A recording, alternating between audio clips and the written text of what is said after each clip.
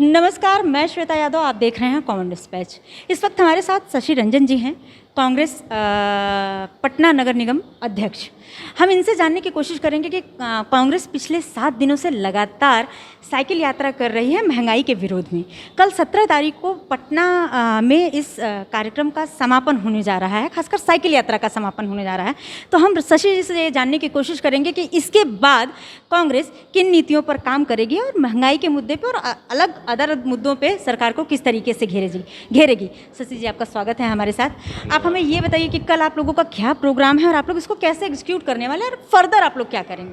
कल हम लोग का केंद्र सरकार और राज्य सरकार के महंगाई, पेट्रोलियम पदार्थ, खाद्य तेल और चौतरफा जो महंगाई का मार जनता को मार रही है, उसके खिलाफ हम लोग का जो 1 हफ्ते से कार्यक्रम हो रहा है, उसका कल समापन है। कल हम लोग पूरी ताकत के साथ अपने साइकिल, अपने किसान भाइयों, अपने मज़दूर भाइयों के साथ सड़क पर प्रदर्शन करेंगे। सरकार को किसानों की बात, मज़दूरों की बात, आम गरीबों की बात माननी होगी। इसी के लिए हम लोग प्रदर्शन 1 हफ्ते से कर रहे हैं और आगे भी इस कार्यक्रम को जारी रखेंगे। आगे आने वाले समय में आप लोग, जैसे अभी आज इधर हफ्ते भर में आप लोग साइकिल यात्रा के तहत ये सारा चीज़ कर रहे हैं, आने वाले में ऐसा आप लोग क्या करने वाले हैं आने वाले समय में कि सरकार, क्योंकि देखिए अभी तो ऐसा कुछ हुआ नहीं है कि सरकार ने किसी भी विपक्ष की कोई भी बात सुनी हो या उसका कोई रिएक्शन आया हो इस तरीके का, तो अभी आगे आप लोगों की क्या योजना है कि ऐसा क्या करने वाले हैं आप लोग जिससे सरकार आप लोगों की बात को सुनेगी और तवज्जो देगी? हमेशा से आप जानते हैं कि राजनीति में विपक्ष जो होता है वो जनता का आवाज़ होता है। जनता का जो मन होता है वो विपक्ष सरकार के सामने मुद्दों के साथ सामने रखती है और सरकार आज भले न माने, उनको मानना पड़ेगा। जिस तरीके से बंगाल चुनाव हारे हैं, जिस तरह चुनाव अभी हारने का सिलसिला जारी है, अभी उत्तर प्रदेश में आप देख रहे हैं ध्यान भटकाने के अलग अलग मुद्दों के साथ किस तरह अपने बातों को उलट फेर कर जुमला को सामने लाना चाह रहे हैं। तो सरकार को मानना होगा। और आप देखे होंगे खाद्य तेलों में पिछले कुछ दिनों से 205 रुपये प्रति लीटर से कम होकर 5 रुपये 10 रुपये लीटर रियायत दिया है।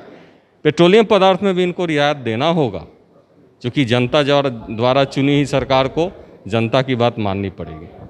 एक और चीज़, लगातार यूपी गवर्नमेंट में देखें तो योगी जी ने अभी एक नया नियम शुरू किया है कि उन्होंने कहा है कि जनसंख्या नियंत्रण कानून पर वो काम करेंगे और जिनके 2 से ज़्यादा बच्चे हैं उनको ना तो सरकारी नौकरी मिलेगी और ना ही सरकारी सेवाओं में कोई चीज़ किसी चीज़ की का कोई फ़ायदा होगा उनको।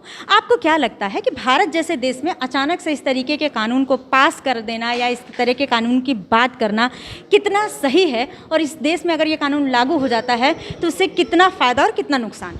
पिछले 5 साल में योगी सरकार ने जिस तरीके से गाय के मुद्दे को लाया, गोबर के मुद्दों को लाया, कोरोना काल में गोमूत्र को लेकर पूरे विश्व में प्रचार किया और हिंदू मुस्लिम लव जिहाद और न जाने कितने तरह के मुद्दों को देश में लाकर ध्यान भटकाने और आपसी भाईचारगी को ख़त्म करने का पूरा प्रयास किया।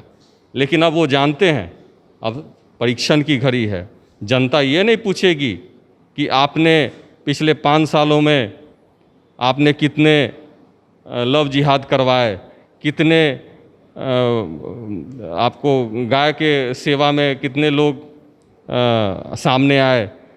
जनता जानना चाहेगी कि कोरोना काल में जिस तरीके से गंगा नदी के किनारे 100 का अंबार आया और सरकार चुपचाप मौन बैठी रही, चाहे वो केंद्र की सरकार हो, चाहे उत्तर प्रदेश की सरकार हो, चाहे वो गुजरात की सरकार हो, चाहे वो दिल्ली की सरकार हो, किन्हीं के पास जवाब नहीं था, सब घर में दुबक के बैठ गए थे। आज मुद्दों को भटकाने के लिए ये हम दो हमारे दो की बात कर रहे हैं। हम दो हमारे दो की जो बात थी वो कांग्रेस ने लाया था सामने, और ध्यान भटकाने से नहीं, उनको बताना होगा कि पिछले 5 सालों में जनता के लिए क्या प्रोग्रेस का काम किया, क्या विकास का काम किया। जनता ये जानना चाहती है।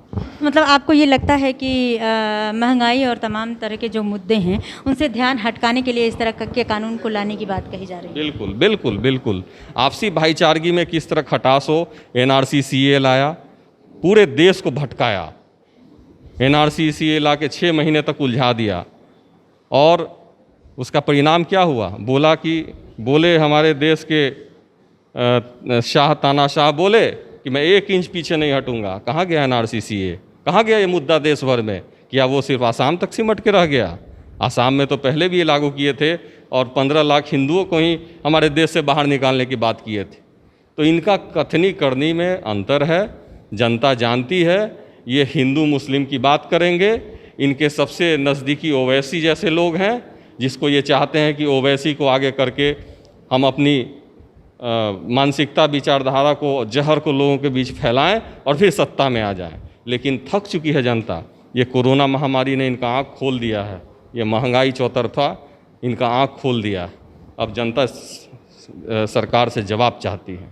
अच्छा, एक बिहार की राजनीति से जुड़ा एक सवाल, क्या आपको भी ये लगता है कि NDA गठबंधन जो है उसमें फूट पड़ चुकी है और ये सरकार गिर सकती है? मिड टर्म इलेक्शन यहाँ हो सकते हैं?